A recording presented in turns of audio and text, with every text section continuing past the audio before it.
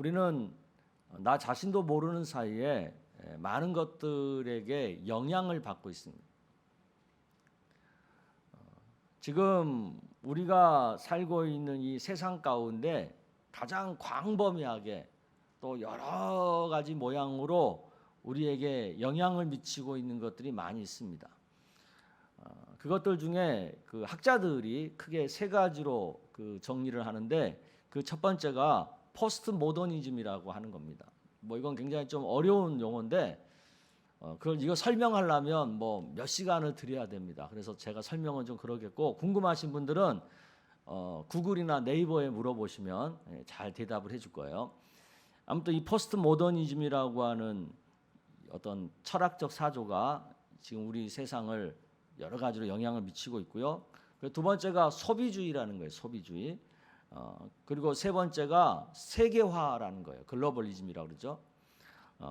이런 것들이 우리에게 영향을 미치고 있는데, 포스트 모더니즘은 구체적으로 어떤 부분에 우리에게 영향을 미치냐면 허무주의, 또 상대주의, 모든 것을 상대적으로만 보는 그런 생각으로 우리들을 내몰고 있는 거예요. 또 소비주의는 모든 것을 사고 파는 가치로만 보는 그런 물질 만능 사상에 우리를 자꾸 가두고 있는 거죠. 그리고 세계화라고 하는 것은 뭐예요? 몇몇 강대국과 글로벌 기업이 주도하는 자본주의에 우리들이 어쩔 수 없이 끌려다닐 수밖에 없게 만들고 있는 거죠. 이 세 가지가 우리에게 얼마나 영향을 미치는지를 실감할 수 있는 말이 있죠. 그게 바로 벼락거지라는 말이에요. 벼락거지. 많이 들어보셨죠? 벼락거지. 이 말에는요, 포스트 모더니즘의 허무주의와 상대주의에 빠진 불안한 심리가 깔려 있는 거예요. 그리고 모든 것을 경제적 가치로만 판단하는 소비주의의 물질 만능 사상이 또 담겨 있는 거고, 그리고 세계화로 활짝 열린 투자 시대에 나는 뒤처졌다고 하는 어떤 패배감이 진하게 그 안에 묻어 있는 거거든요.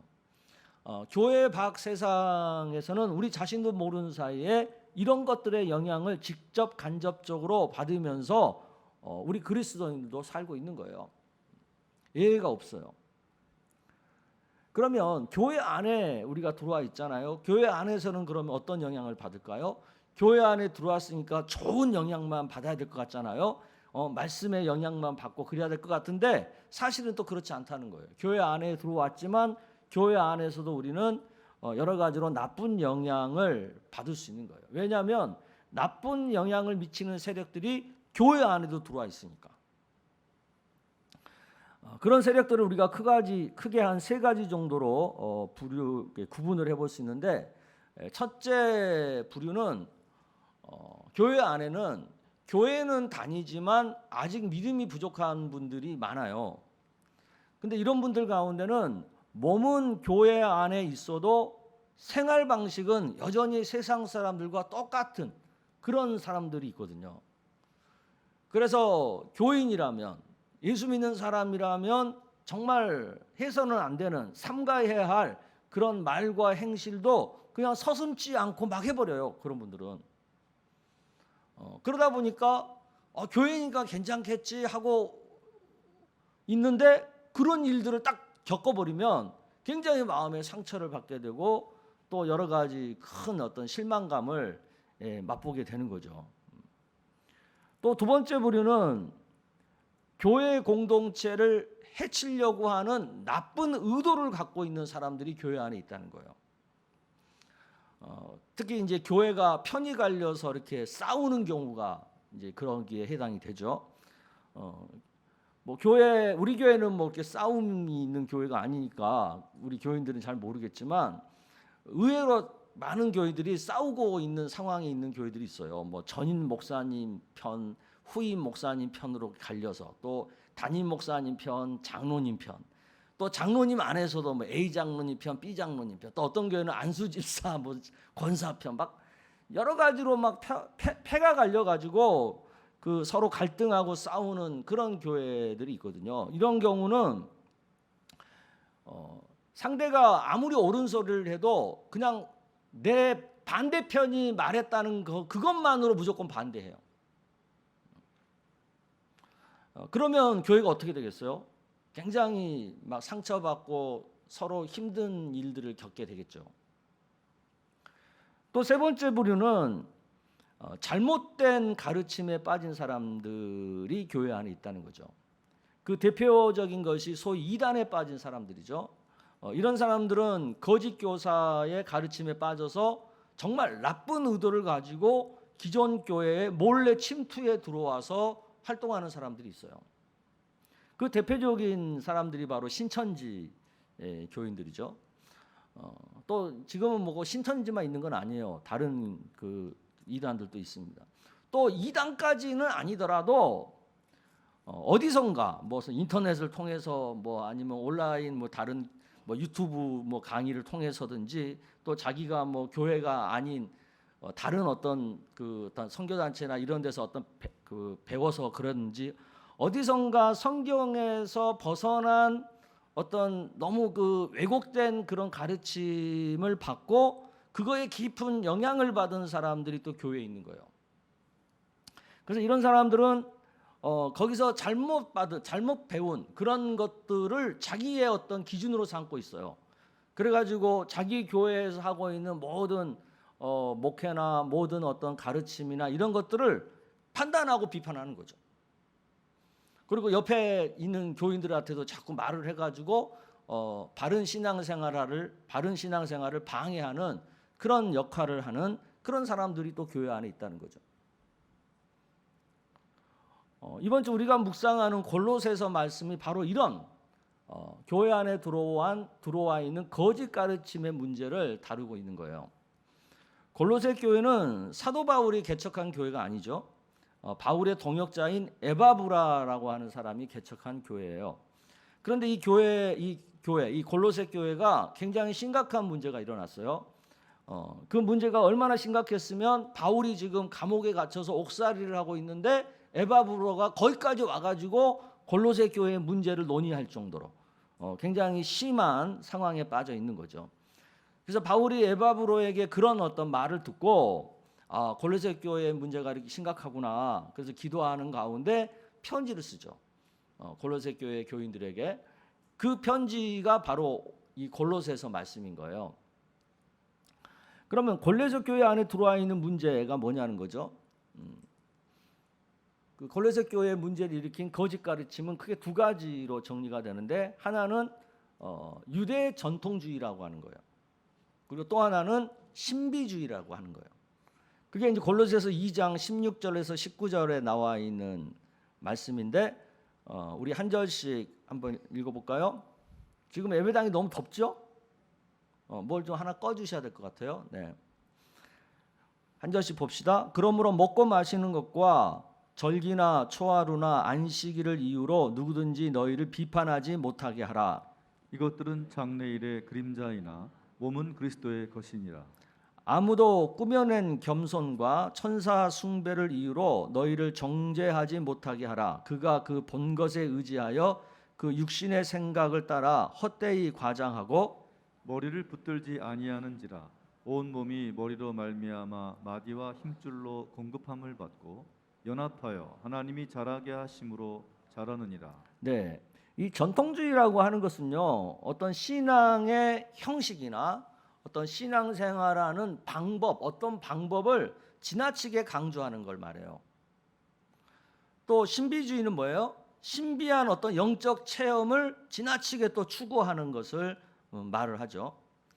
그런데 사실은 어떤 전통이라든가 신비적인 것은 교회뿐만 아니라 모든 종교 안에는 들어있는 요소들이에요. 어느 종교 생활 속에서도 이런 어떤 전통적인 요소나 신비적 요소는 다 있어요. 그런데 문제는 뭐냐면 이런 것들이 지나치게 되면 어느 하나만 무조건 옳다고 너무 강조하다 보면 진리를 왜곡하게 되는 일이 생긴다는 거죠. 오늘날도 보면 전통과 신비를 지나치게 강조하는 교회들이 있죠. 전통을 강조하는 교회들의 특징이 뭡니까? 예배 형식을 굉장히 따지죠. 그리고 또 악기 사용을 하거나 무슨 뭐 찬양 부르는 건 찬양 곡을 어떤 곡을 부르느냐 막 그런 것을 굉장히 꼬치꼬치 따지죠. 그리고 또 직분을 굉장히 강조하죠. 뭐 안수 집사님이 어떻고, 뭐 권사님이 어떻고, 뭐 또 무슨 장로님이 어떻고, 그러니까 그거 되는 거에 대해서 피 터지게 싸우죠. 반면에 신비를 강조하는 교회는 어떤 교회예요? 은사 체험을 굉장히 따지는 거예요. 뭐 방언의 은사, 방언하지 않으면 그냥 그건 교인도 아닌 거야. 막 그런. 그리고 무슨 뭐 병 고치는 은사, 그리고 무슨 뭐 여러 가지 어떤 교회 안에서 우리가 흔히 경험할 수 있는 여러 가지 신비한 영적인 체험들을 굉장히 추구하는 거죠. 근데 제가 지나치게 강조한다는 말을 했는데, 이 지나치게 강조한다는 의미가 뭐겠어요? 첫째는 이것을 가지고 믿음의 여부를 따진다는 거예요. 이런 것이 있어야 믿음이 있다 없다 이렇게 따진다는 거예요. 두 번째는 이런 것으로 구원의 여부를 판단한다는 거예요. 저 사람이 구원받았다, 구원받지 못했다.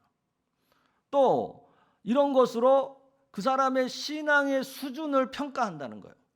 이 사람 믿음이 좋다, 믿음이 어쩌다, 성숙한 믿음이다, 뭐 어린 믿음이다, 이런 식으로 따진다는 거죠. 이런 것들이 문제라는 거죠.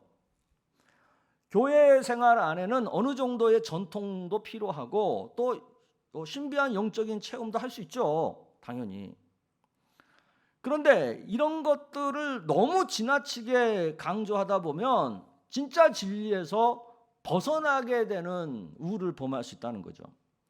즉 예수님을 따르는 일에서 벗어나게 된다는 거예요. 그래서 사도 바울이 이것을 다음과 같이 말씀하셨죠. 8절 누가 철학과 헛된 속임수로 너희를 사로잡을까 주의하라. 이것은 사람의 전통과 세상의 초등학문을 따르며 그리스도를 따름이 아니니라. 그러니까 그리스도를 따르는 게 신앙생활인데 전통을 너무 강조하고 너무 영적인 체험을 강조하다 보면 정작 그리스도를 따르지 못하는 일이 생긴다는 거죠. 그러면 교회 생활에서 신앙생활에서 가장 중요하게 생각해야 하는 게 뭐예요? 그리스도를 따르는 거죠. 그것을 6절 7절에서 이렇게 얘기하죠. 여러분 한번 읽어보겠습니다. 시작. 그러므로 너희가 그리스도 예수를 주로 받았으니 그 안에서 행하되 그 안에 뿌리를 박으며 세움을 받아 교훈을 받은 대로 믿음에 굳게 서서 감사함을 넘치게 하라. 네. 즉 예수 안에서 행하는 것. 즉 예수님을 믿고 예수 안에서 예수님 가르침 따라 사는 것. 다른 말로 말하면 얼마나 예수님을 사랑하느냐, 얼마나 예수님 말씀대로 사느냐, 이것이 가장 중요한 가치라는 거죠. 왜 이것이 가장 중요한 가치이고 기준입니까? 왜냐하면 우리가 받은 은혜라고 하는 것이 사실은 모두 다 예수님 때문에 받게 된 거잖아요. 사도 바울은 이것을 우리가 예수 안에서 충만해졌다라는 그런 말로 표현을 하죠. 9절에 보면 그 안에는 신성의 모든 충만이 육체로 구하시고 너희도 그 안에서 뭐라고요? 충만해졌다. 그 말은 예수로 인해서 우리가 모든 은혜를 다 받았다. 그런 뜻이에요. 근데 유대 전통주의자들은 그 예수님 얘기를 해요. 안 하진 않아. 예수님에게 우리가 은혜를 받았다. 또 우리 예수님을 따라야 된다. 그 말을 안 하는 건 아니야. 하는데 그것보다 뭘 더 강조하는 거예요?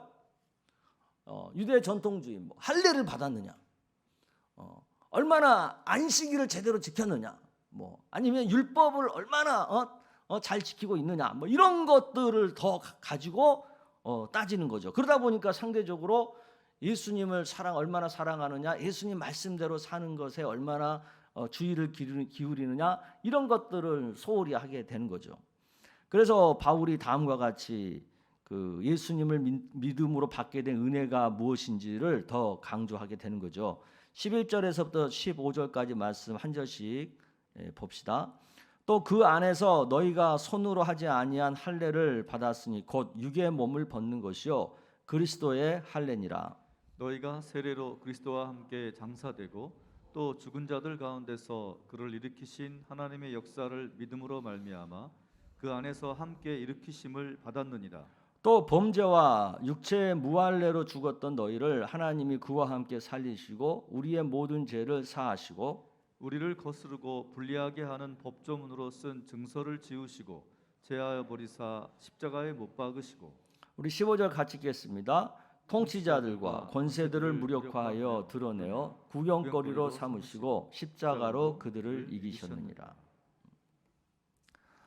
예수님이 십자가의 죽음과 또 3일 만에 부활하시고 승천하심으로 유대교가 말하는 율법, 유대교가 가르치는 어떤 전통, 그것들을 다 무력화시켜 버렸다는 거예요. 이제는 우리는 예수님을 믿기만 하면 누리는 그런 구원의 은혜가 충만하다는 거죠.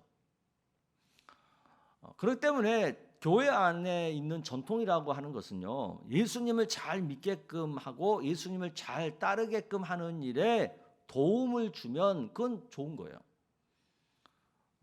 근데 그게 아니라 전통이 복음보다 더 우선이 되고 강조가 되면 전통은 더 이상 신앙에 도움이 되지 않는 거죠. 전통 때문에 불신자가 교회에 오기 힘들고 새신자가 교회에 정착하기 어렵고 다음 세대가 신앙생활 하는데 힘들어진다면 그런 전통은 우리 신앙생활에 별로 도움이 안 되는 거죠. 뭐 예를 들면 이런 거예요. 제가 부교육자 때 결혼 주례를 한 적이 있습니다. 담임 목사님이 주례를 안 하시고 부목사인 저한테 결혼 주례를 하라는 거예요. 왜 그랬을 것 같아요? 네? 왜 그랬을 것 같아요? 재혼하는 결혼이었어요. 그리고 또 하나는 결혼 전에 아이를 가진 경우였어요. 그러니까 교회 전통은 담임 목사님은 그런 결혼은 주례하면 안 되는 거예요. 그래서 또 주례를 안 해줄 수는 없으니까 살짝 부목사가 가서 주례를 해야 되는 거죠. 그게 복음이랑 무슨 상관이 있냐고요. 교회 안에 이상한 전통 많습니다. 우리 교회는 그런 자리가 없는데 많은 교회가 장로님석을 따로 두고 있습니다. 그래서 거기에는 장로님만 앉아야 돼요. 또 많은 교회는 소위 교회 중직들의 고정 자리라는 게 있습니다. 그래서 안수 집사님들 자기가 앉는 자리, 권사님들 그 앉는 자리, 그 자리 딱 고정 자리가 있어요. 근데 이름이 써 있지는 않아. 근데 아무나 거기에 앉았다면 큰일 나는 거지. 내가 봤어요, 직접. 누가 새신자가 와가지고 못 모르고 거기 앉았거든. 그랬더니 딱 그 권사님 오시더니 딱 치더라고. 그러면서 네가 뭔데 여기 앉아? 딱 이러더라. 딱 그렇게 표현하더라고. 네가 뭔데 여기 앉아? 그게 복음과 무슨 상관이 있어요? 그런 전통은 신앙생활에 아무 도움이 안 되는 거예요. 근데 교회 안에 보면은 그 뭐 어떤 그 레귤레이션 어떤 그 매뉴얼이 없는데 자기들끼리 이상하게 만들어 놓은 전통들이 많은 거예요. 뭐 우리 교회도 보면 막 성가대도 있고 뭐 찬양팀도 있고 막 이러잖아요. 그럼 자기들끼리 그 어떤 규정을 만들어 놓고는 그 규정 가지고 막 이렇게 들어오네 안 들어오네 막 이런 거 따지고 막 이러는 거예요. 그게 다 전통이에요.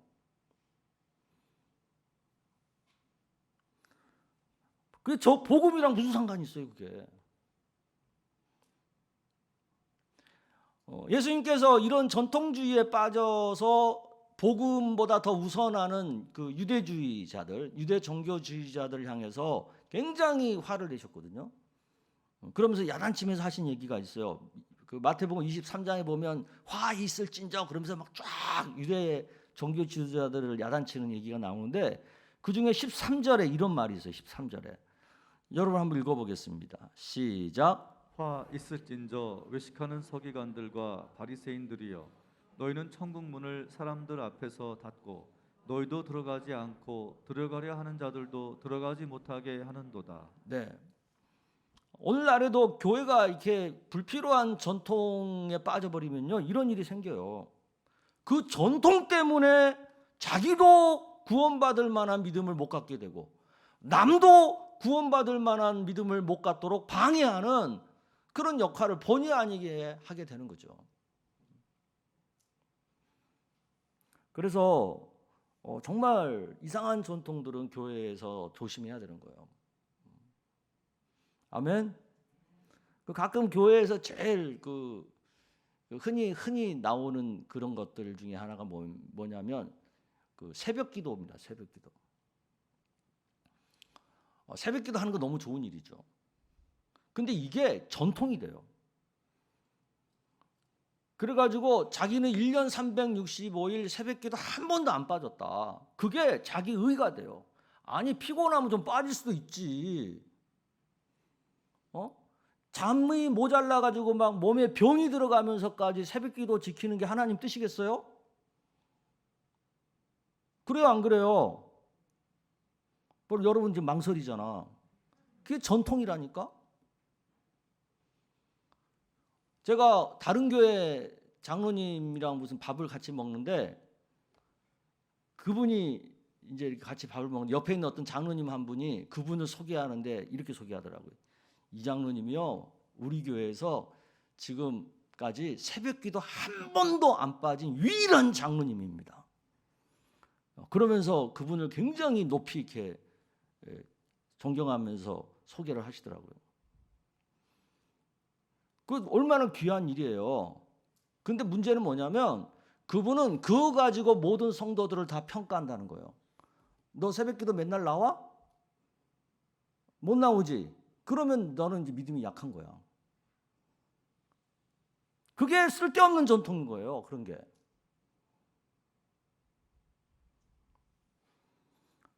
우리 교회는 그런 쓸데없는 전통에 빠진 성도들이 없었으면 좋겠어요.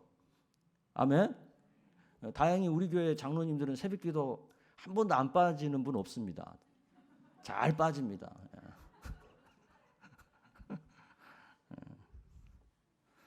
또 예수님께서 신비주의를 경계한 말씀이 있어요. 마태복음 7장 21절에서 23절에 나오는 말씀인데 우리 한 절씩 교독을 해볼게요. 나더러 주여 주여 하는 자마다 다 천국에 들어갈 것이 아니요 다만 하늘에 계신 내 아버지의 뜻대로 행한 자라야 들어가리라. 그날에 많은 사람이 나더러 이르되 주여 주여 우리가 주의 이름으로 선지자 노릇하며 주의 이름으로 귀신을 쫓아내며 주의 이름으로 많은 능력을 행하지 아니하였나이까 하리니. 23절 그때 내가 그들에게 밝히 말하되 내가 너희를 도무지 알지 못하니 불법을 행하는 자들아 내게서 떠나가라 하리라. 신비주의를 표방하는 대표적인 신앙의 모습들이 어떤 겁니까? 귀신을 쫓아내고 또 뭐 방언을 하고 또 뭐 환상을 보고 또 뭐 병을 고치고 막 이런 것들이잖아요. 필요하죠. 그 교회 안에서 그런 일들이 있고 그리고 또 우리는 이제 그런 능력 있는 분들을 굉장히 우러러 보잖아. 야 대단하다. 저분은 참 능력이 뛰어나구나. 하나님의 은사가 충만하구나. 그럼 우리 굉장히 존중하잖아요. 그런데 예수님은 그것을 별로 이렇게 좋게 안 보는 거예요. 그것보다는 더 중요한 게 뭐라는 거예요? 하나님 뜻대로 행하는 삶이라는 거예요. 즉 예수 안에서 예수님의 가르침대로 사는 그런 삶을 사는 사람이 진짜 성도라는 거예요. 근데 왜 예수님이 이렇게 강조할까요? 왜냐하면 신비한 능력을 가졌다고 해서 은사가 충만하다고 해서 자동적으로 하나님 뜻대로 사라지게 하는 것이 아니기 때문에 그래요. 영적인 은사가 많은 것과 일상의 삶에서 하나님 뜻대로 사는 것은요 별개의 문제예요. 개판으로 살아도요 은사 발휘하는 사람 있어요. 은사가 많다고 하는 분들 중에 의외로 일상의 삶에 부실한 것이 많은 사람들이 있습니다. 제가 봐도 신기해요. 저렇게 개판으로 사는데 어떻게 저런 은사가 나오나. 근데 그렇게 되더라고 진짜로.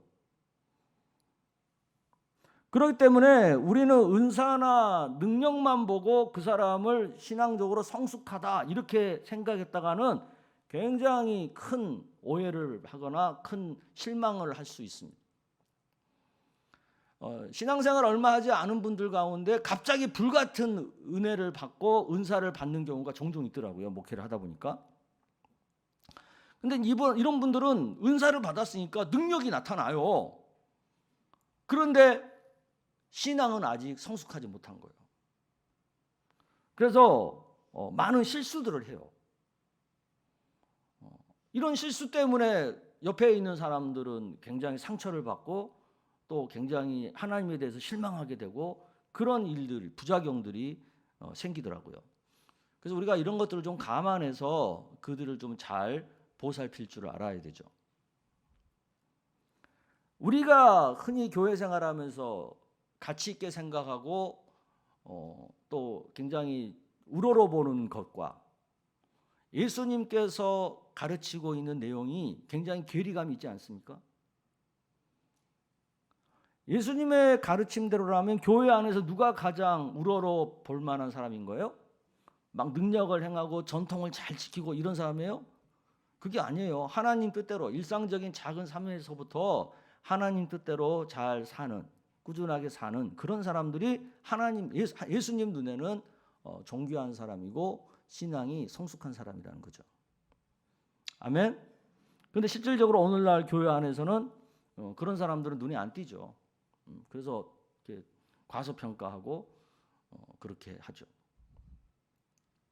그런데 사실은 우리가 신앙생활을 해보면 알지만 하나님 말씀에 순종하고 그 하나님 뜻을 진지하게 고민하면서 그렇게 신앙생활하는 게 쉬운 일이에요, 어려운 일이에요? 예? 그게 더 어려운 일이에요. 막 철야기도 하고 금식기도 해가지고 은사 받고 은사를 행하면서 사는 것보다 일상의 작은 삶에서 진지하게 하나님 말씀대로 순종하며 사는 게 훨씬 더 어려워요. 막말로 한 2시간 소리 지르면서 막 부르짖으면서 기도하잖아요. 그러면 뭔가 내가 은혜 많이 받은 것 같은 뿌듯함이 생겨.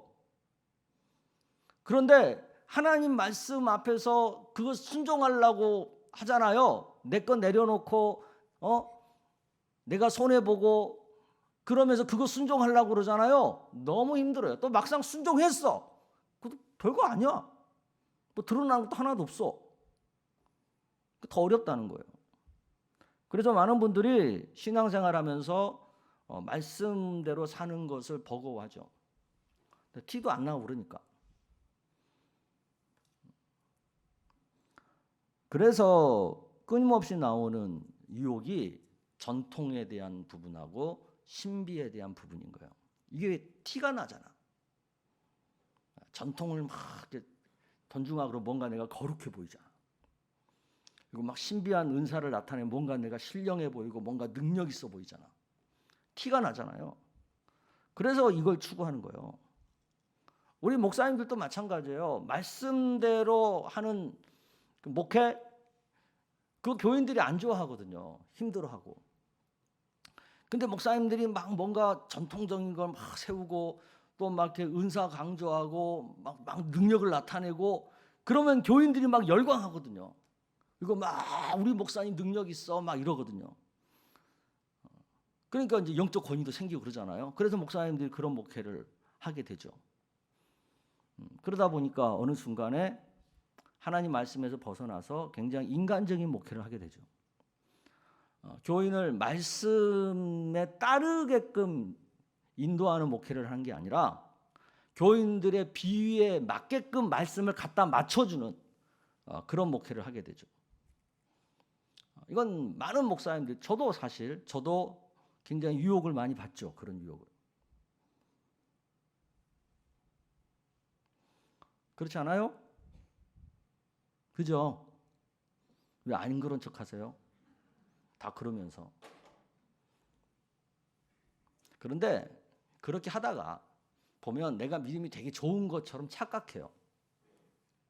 내가 그래도 믿음이 좀 있고 뭔가 성숙한 성도인 것 같은 그런 스스로 착각을 하고 있어요. 그러다가 뭘 만나요? 시험을 딱 만나요. 그러면 그 착각이 깨지죠. 딱 시험을 딱 만나면 내가 그렇게 믿음이 좋았고 내가 그렇게 믿음이 성숙한 사람인가? 이게 이제 흔들리죠. 왜냐하면 갑자기 내가 무슨 큰 병에 걸린다든가 또 내가 무슨 뭐 교인들에게 무슨 상처되는 말을 듣고 마음이 상했다든가 또 목사님한테 뭐 기분 나빴다든가 뭐 이런 시험을 당하잖아요. 시험이야 뭐 여러 가지 종류가 있으니까. 근데 그 시험을 딱 들었는데 의외로 내 신앙이 크게 흔들리는 거죠. 그거에 자신도 깜짝 놀랄 정도로. 내가 이 정도밖에 안 됐어? 그럴 정도로. 근데 사람이기 때문에 처음에는 다 흔들려요. 흔들릴 수 있어요. 그런데 그게 오래 가면 안 되는 거거든요. 근데 그게 오래 가는 거지.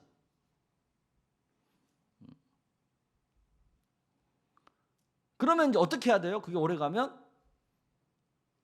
어떻게 해야 돼요? 권사님 어떻게 하셔야 돼? 그게 오래 가면. 그거 내 뜻대로 안 되는 거예요. 그거 흔들리는데 어떡하겠어요? 저도요. 저는 목사는 시험 안 드는 줄 알았어.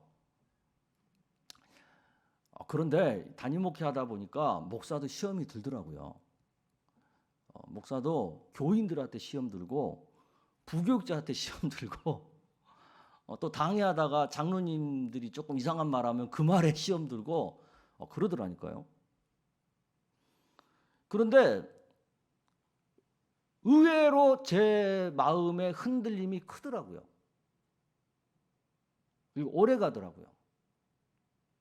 저 깜짝 놀랐어요. 저 스스로한테도. 그럼 그때 어떻게 해야 돼요? 간단해요. 그때 그런 자신을 인정하면 돼요. 내가 흔들리네. 내가 믿음이 이 정도밖에 안 되네. 이러면 되는 거거든. 저도 그게 생각보다 힘들더라고요. 그래가지고 기도할 때 하나님한테 그랬어요. 하나님, 이게 생각보다 힘드네요. 이게 생각보다 제 마음의 요동이 크네요. 그리고 오래 가네요. 제가 믿음이 이 정도밖에 안 되는 건가요? 제 믿음의 성숙이 이 정도인가요? 그렇게 기도한 적이 있는데 그 시험 앞에서 계속 갈피를 못 잡는 자신의 모습을 솔직하게 인정하면 돼요. 근데 우리가 그러지 않아요. 왜 상황이 나빠지냐면 이걸 인정하지 못해요. 시험 앞에서 흔드는 자신이 연약하고 믿음이 아직 부족하다라는 것을 인정하기가 싫어요. 왜? 자기는 장성한 사람이라고 생각했으니까. 믿음이 좋은 사람이라고 생각했으니까. 그걸 고집해요.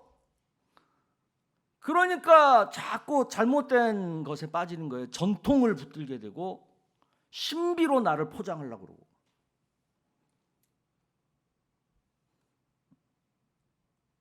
연약하면 연약한 대로 예수님 앞에 나가서 솔직하게 자백하면 되는 거거든요. 그런데 연약하면서도 강한 척하려고 그러고 자신의 믿음이 그렇게 장성한 수준이 아닌데도 장성한 척하려고 하니까 위선적인 신앙생활을 하게 되고 가식적인 신앙생활을 하게 되고 자꾸 뭔가 폼나는 그런 모습을 자꾸 연출하려고 하는 그런 신앙생활을 하는 거죠. 안 그래요? 그렇죠? 그러니까 솔직하게 인정하고 살자고요. 나는 이 정도밖에 안 돼. 제가 목사지만 하나님 제가 이 정도밖에 안 되네요. 제가 장로지만 이 정도밖에 안 되네요. 이러고 살면 되는 거잖아요. 그리고 예수님 붙들면 되는 거지. 아멘? 근데 왜 이렇게 척하려고 하냐고요. 왜 자기가 그렇게 장성한 척하려고 하냐고요. 성숙한 신앙이라는 게 뭐냐면 하나님 말씀을 기준으로 해서 세상의 풍조를 잘 분별하고 교회 안에 들어있는 거짓 가르침을 잘 이렇게 분별할 줄 아는 거예요. 근데 이 기준이 분명하지 않으면 자꾸 흔들려요. 성경을 내 삶의 기준으로 분명하게 세우잖아요. 그러면 의외로 흔들리지 않습니다. 그만큼 다른 것에 영향을 덜 받습니다. 그러니까 번민도 별로 안 하게 되고 갈등도 심하게 안 겪습니다. 그리고 쓸데없는 것에 이렇게 속박당하지 않습니다. 구속당하지 않고. 그 새벽기도 한 번이라도 빠지면 큰일 나는 줄 아는 사람은 그냥 잠을 못 자가지고 막 피곤해 죽겠는데도 새벽에 일어나서 교회 나와야 되잖아요. 근데 성경의 입장에서 새벽기도 좀 빠질 수 있지 이렇게 생각하면은 아무 부담 없이 빠지고 잠 푹 잘 수 있잖아. 그게 뭐 큰 죄입니까? 문제가 되나 이게? 이 장로님 이게 문제 됩니까? 그렇게 생각하십니까? 예. 근데 어떤 교회 목사님들은 그렇게 가르쳐요. 새벽기도 빠지면 큰 죄를 지은 것처럼. 그게 바로 율법적인 신앙, 전통적인 신앙생활을 가르치는 잘못 가르치는 거예요.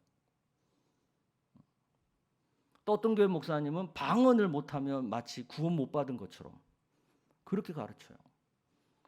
그러면 방언 못하는 교인들은 교회 생활을 오래 했는데도 다 구원받지 못한 성도가 돼버리는 거예요. 막말로 방언 1시간, 2시간 했다고 뭐 대단히 그 삶이 바뀝니까? 안 바뀌잖아요.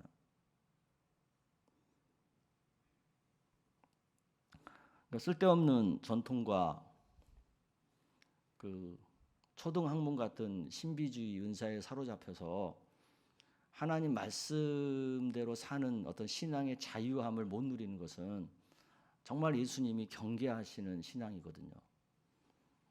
그래서 바라기는 우리 교회 성도님들은 하나님 말씀 묵상하고 사는 거 그것을 즐거워하시면 좋겠어요.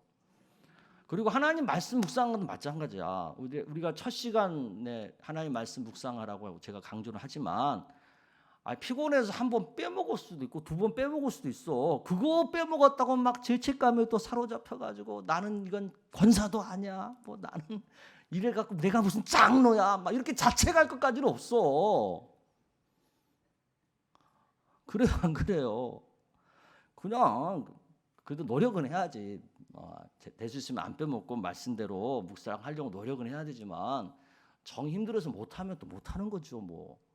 그리고 하나님 앞에 제가 피곤해서 못했어요. 죄송해요. 그러면 되는 거지. 제발 너무 율법에 사로잡힌 어떤 너무 이렇게 그 자신을 쓰잘데없는 것에 가두고 힘들게 신앙생활 안 하셨으면 좋겠어요. 진리 안에서 자유라고 얘기하잖아요. 그게 뭐예요? 말씀 안에서 누리는 자유를 말하는 거잖아요. 그래서 우리가 좀 그런 신앙생활을 하면 좋겠다라는 부탁을 드립니다. 2021년 올 한 해 정말 코로나가 우리를 많이 힘들게 했는데 그럼에도 불구하고 우리가 여기까지 잘 왔어요. 그죠? 그래서 제가 여러분 손등에 참 잘했어요라고 도장을 다 하나 찍어드리고 싶어요. 다들 오늘 올 한 해 너무 잘하셨고 너무 수고들 많이 하셨습니다. 앞으로도 이런 전통과 신비의 가면을 쓴 거짓 가르침들이 계속 우리를 유혹할 거예요.